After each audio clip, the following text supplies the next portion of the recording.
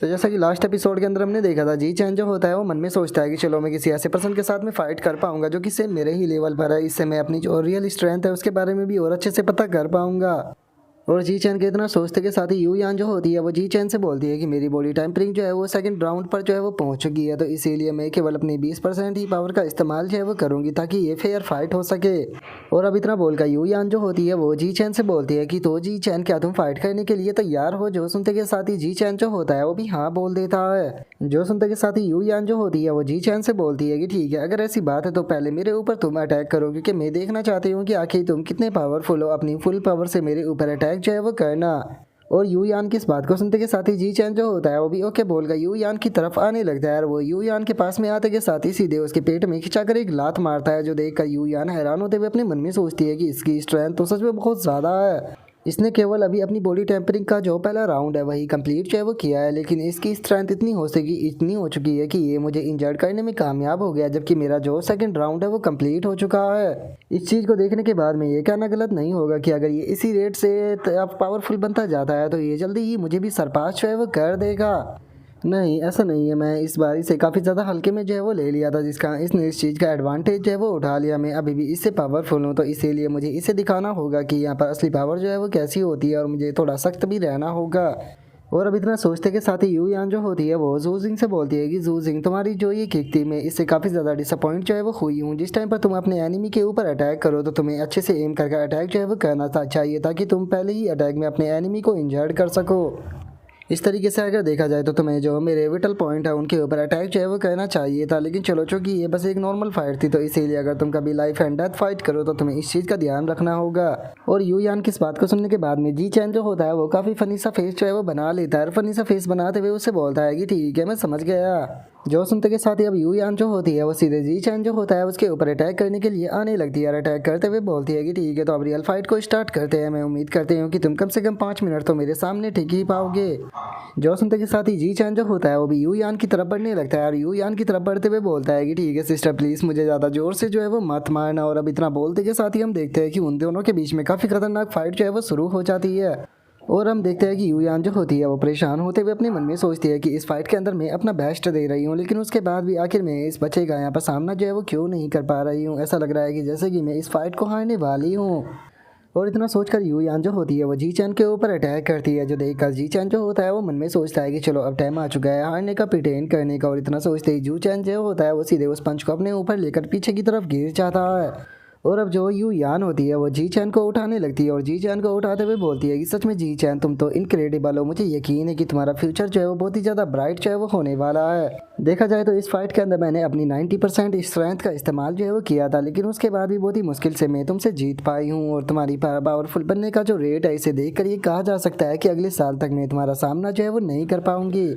और चूंकि जी चैन तुम यहाँ पर अपना जो बॉडी टेम्परिंग का फर्स्ट राउंड है उसे पूरी तरह से कंप्लीट जो है वो कर चुके हो, तो अब तुम जो अपना एक्यूपेंचर पॉइंट है उसे भी ओपन करना जो है वो शुरू कर सकते हो। तो चलो अब मैं तुम्हें यहाँ पर जो एक्यूपेंचर ओपनिंग मेथड है उसे सिखाने वाली हूँ, जो कि मैंने खुद की रिसर्च से जो है वो प्राप्त किया है। जो सुनते के साथ ही जी चैन जो होता है वो बहुत ज़्यादा खुश हो जाता है, और खुश होते हुए उसे ओके बोल देता है। और अब जो यू यान होती है वो जी चैन के सामने बैठकर उसे बताती है कि जो ह्यूमन बॉडी होती है उसके अंदर टोटल 366 एक्यूपेंचर पॉइंट होते हैं, इसीलिए बॉडी के हर एक पार्ट में तुम्हें एक्यूपेंचर पॉइंट देखने के लिए मिल जाएंगे। और अगर ब्लड टेम्परिंग टेक्निक के मुताबिक बात की जाए तो यहाँ पर 4 एक्यूपेंचर पॉइंट जो होते हैं वो तुम्हारे हार्ट के पास में मौजूद होते हैं। और अगर तुम एक बार जो तुम्हारे ये चारों एक्यूपेंचर पॉइंट होते हैं हार्ट के चारों तरफ अगर इन्हें महसूस जो है वो कर लेते हो तो उसके अंदर तुम्हें अपनी क्यूआई और ब्लड को चैनल जो है वो करना होता है, और उसके ऊपर स्ट्राइक भी करना होता है। और ये स्ट्राइक जो होती है वो तुम्हें हर सेकंड में 10 बार करनी होती है। और तुम इसके ऊपर जितना स्ट्रॉन्ग अटैक करोगे इम्पैक्ट जो है वो उतना ही ज़्यादा अच्छा मिलेगा, लेकिन तुम्हें केयरफुल रहना होगा क्योंकि इस चीज़ से तुम अपना जो हार्ट है उसे भी इंजर्ड जो है वो कर सकते हो। और अब यू यान के इतना बोलते के साथ ही जी चैन जो होता है वो अपनी आंखों को ओपन करते हुए मन में सोचता है कि ये चीज़ जो है वो काम नहीं कर रही, मैं इसके अंदर ब्रेक थ्रू जो है वो नहीं कर पा रहा हूँ। और इतना सोचते के साथ ही अचानक से जी चैन के दिल में दर्द होने लगता है। जो और तभी यू यान जो होती है वो जी चैन को संभालते हुए उसे बोलती है कि जी चैन बिल्कुल भी जल्दबाजी जो है वो करने की कोशिश मत करो, क्योंकि तुम्हारी बॉडी जो है वो अभी इनफ स्ट्रॉन्ग नहीं है, और ये मेथड जो है वो मैंने खुद ने बनाया है, तो ऐसा भी हो सकता है कि मेथड गलत हो। और अब उसके इतना बोलते के साथ ही हमारा व्यू जो होता है वो लो फैमिली का जो एंसेस्टर रेसिडेंस होता है उसके बेसमेंट में आ जाता है, जहाँ पर कि हमें काफ़ी बड़े कॉफिन को रखा हुआ देखते हैं। और हम देखते हैं कि जो चैन वो होता है वहाँ पर आया होता है, और वहाँ पर आने के बाद में वो उस कॉफिन के खड़ा होकर सामने बोलता है कि पवेलियन मास्टर, मैंने फाइनली एक पीएलएस जीनियस को ढूंढ लिया है जिसके अंदर की पोटेंशियल लगी हुआ है कि पंचर पॉइंट को ओपन जो है वो कर पाएगा। और मुझे उसके ऊपर पक्का यकीन है कि वो प्योर ब्लड ह्यूमन पाथ को फॉलो करते हुए जो ऑर्डिनरी लेवल है उसकी लिमिट से ब्रेक थ्रू जो है वो कर लेगा, और उसके बाद में एक एडवांस लेवल का बीइंग जो है वो बन जाएगा। या फिर ऐसा भी हो सकता है कि वो रेयर लेवल या फिर एपिक लेवल का जो बीइंग है वो भी बन जाए।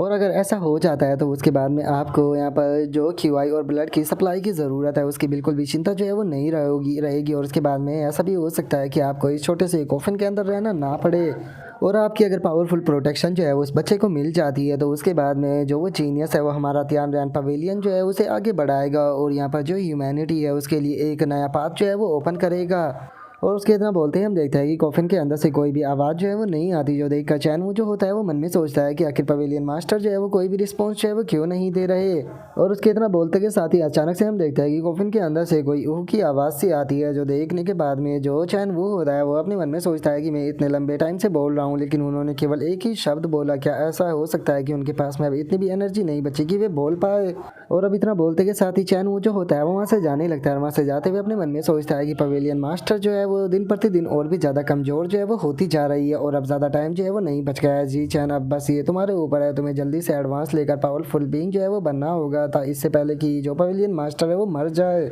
और उसके इतना सोचते ही हमारा व्यू जी चैन के ऊपर आ जाता है, जो कि शैनकिंग के पास में आ चुका होता है। शैनकिंग के पास में आकर उसे बताता है कि देखो मैं तुम्हारे लिए काफ़ी टेस्टी मीट जो है वो लेकर आया हूँ, तो चलो इसे बनाते हैं। जो सुनते के साथ ही शैनकिंग उससे बोलती है कि जी चैन, मैं तुम्हें कुछ बताना चाहती हूँ। जो मेरी मास्टर है वो सुबह मेरे पास में जो है वो आई थी, और उन्होंने मुझे कहा कि मेरा जो गेन फ्यूजन होना है उसे वो कुछ टाइम के लिए शेड्यूल जो है वो करना चाहती है, क्योंकि उन्हें ऐसा लगता है कि अगर मैं अजूरा जेली फिश के साथ में अपना गेन फ्यूजन करती हूँ तो वो मेरा अर्ली स्टेज में काफ़ी ज़्यादा सूटेबल होगा। जो सुनते के साथ ही जू सिंह जो होता है वो अपने मन में सोचता है कि अजूरा जेली फिश जो होती है वो लो लेवल का एक म्यूटेंट बीस्ट होती है, जो कि यहाँ पर ज़्यादातर केवल एडवांस लेवल की 7th रैंक की तक ही जो है वो पहुँच पाते हैं, लेकिन वहीं जो जेली फिश किंग होती है वो एक एडवांस लेवल का बीइंग जो है वो बन पाती है।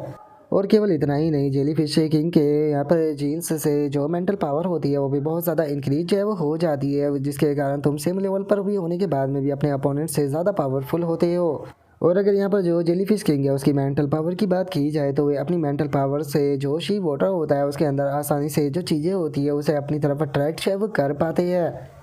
और अब इतना सोचने के बाद में जो सिंह जो होता है वो उससे बोलता है कि ये तो सुनने में काफ़ी अच्छा लग रहा है, और मुझे भी लगता है कि जो अजूरा जेली फिश है वो तुम्हारे लिए ज़्यादा सूटेबल है, तो इसीलिए तुम्हें अपने मास्टर की एडवाइस जो है वो माननी चाहिए। जो सुनते के साथ ही शान किंग जो होती है वो उसे बताती है कि मेरी मास्टर ने कहा कि वे मुझे जेली फिश किंग के जो जीन्स है उनके साथ में यहाँ पर फ्यूचर कराना चाहती है, लेकिन जेलीफिश किंग जो होती है उसका बायोलॉजिकल लेवल जो होता है वो एडवांस लेवल का होता है, और मेरी बॉडी जो है वो बहुत ज़्यादा कमज़ोर है। अगर मैं जो म्यूटेशन है उसे हैंडल जो है वो ना कर पाई तो मैं बर्जर मोड में भी जो है वो जा सकती हूँ। जो सुनकर जो सिंह अपने मन में सोचता है कि अजूरा जेलीफिश जो होती है उसके जीन्स काफ़ी ज़्यादा रेयर होते हैं, लेकिन वहीं अगर जो जेलीफिश किंग है उसकी बात की जाए तो वो तो अजूरा जेलीफिश के भी मुकाबले 10,000 गुना ज़्यादा कीमती होते हैं। मैंने नहीं सोचा था कि सैन किंग की जो मास्टर है वो इतनी ज़्यादा दयालु होगी, काश मेरे भी पास में एक ऐसी मास्टर होती। और अब इतना सोचते के साथ ही जू सिंह जो होता है वो शैन किंग से बोलता है कि अरे तुम्हें जेली फिश के म्यूटेंट बीस्ट के यहाँ पर चिंता करने की कोई ज़रूरत नहीं है, क्योंकि चाहे तुम्हारी ह्यूमन बॉडी जो है वो कमज़ोर ही क्यों ना हो, लेकिन मत भूलोगी तुम्हारी गेन फ्यूजन की जो कंपैटिबिलिटी है वो 21% है।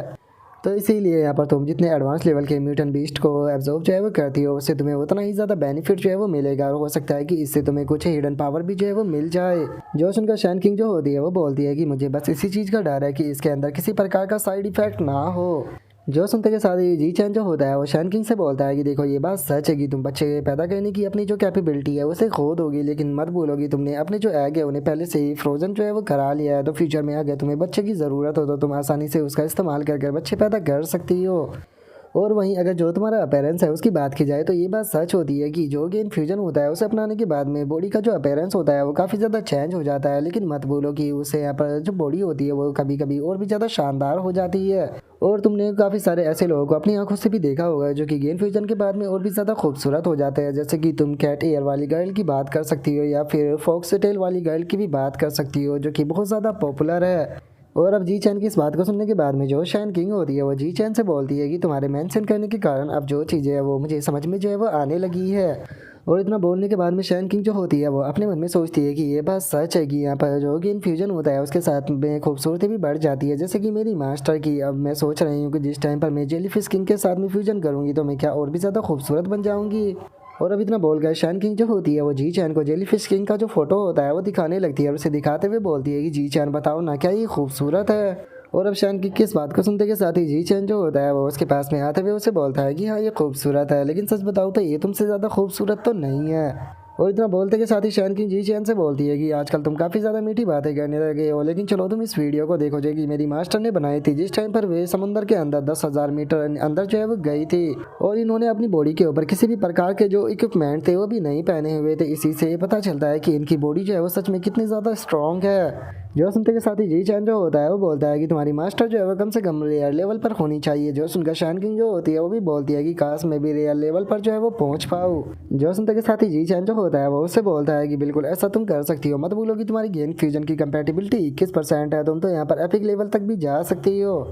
जो सुनते के साथ ही शैन किंग उससे बोलती है कि जी चैन ये इतना भी ज़्यादा सिंपल नहीं है, क्योंकि पावरफुल बनना केवल फिजिक्स के ऊपर ही डिपेंड नहीं होता बल्कि एवोल्यूशन रिसोर्सेसों के ऊपर भी डिपेंड करता है। जो सुनते के साथ ही जी चैन जो होता है वो उससे बोलता है कि यहाँ पर तुम्हारा जो वाटर का कॉन्स्टिट्यूशन है वो बहुत ही ज़्यादा हाई है, और अगर तुम जो वाटर पाथ एट्रीब्यूट है उसे फॉलो जो है वो करती हो तो मुझे लगता है कि तुम अपने मास्टर को भी पक्का एक दिन सरपास जो है वो कर दोगी। और रही बात रिसोर्सेज की, तो तुम्हें रिसोर्सेसों की चिंता जो है वो करने की कोई ज़रूरत नहीं है। जब तक मैं यहाँ पर हूँ मैं हार्ड वर्क जो है वो करता रहूँगा पैसा कमाने के लिए, और तुम्हें जिस चीज़ की भी ज़रूरत पड़ेगी मैं तुम्हें हर एक वो चीज़ जो है वो प्रोवाइड ज़रूर कराऊंगा। और अब जी चैन की इस बात को सुनते के साथ ही शैन किंग जो होती है वो भी मुस्कुराने लगती है, और मुस्कुराते हुए जी चैन से बोलता है कि इसका मतलब है कि मुझे अपने बिग शुगर डैडी जो है उसका भी बहुत ही अच्छे से ध्यान रखना होगा और उसे खुश भी रखना होगा। और अब इतना बोलते के साथ ही शैन किंग जो होती है वो अपने दोनों कलर की जो जुराब होती है उसे उठाते हुए जी चैन से पूछती है कि ठीक है तो मुझे बताओ कि मुझे ब्लैक या फिर व्हाइट कौन से कलर की जो है वो पहननी चाहिए, आप जोन सी भी बोलोगे मैं वही कलर की पहनूंगी। जो सुनकर जी चैन जो होता है वो उससे बोलता है कि मुझे तो ये दोनों ही अच्छी जो है वो लग रही है। जो सुनकर शैन किंग जो होती है वो बोलती है कि ठीक है अगर ऐसी बात है तो फिर मैं एक एक कलर की दोनों अपने पैरों में जो है वो पहन लेती हूँ। जो सुनकर जी चैन बोलता है कि ये सुनने में तो थोड़ा अजीब लग रहा है, लेकिन चलो कोई बात नहीं।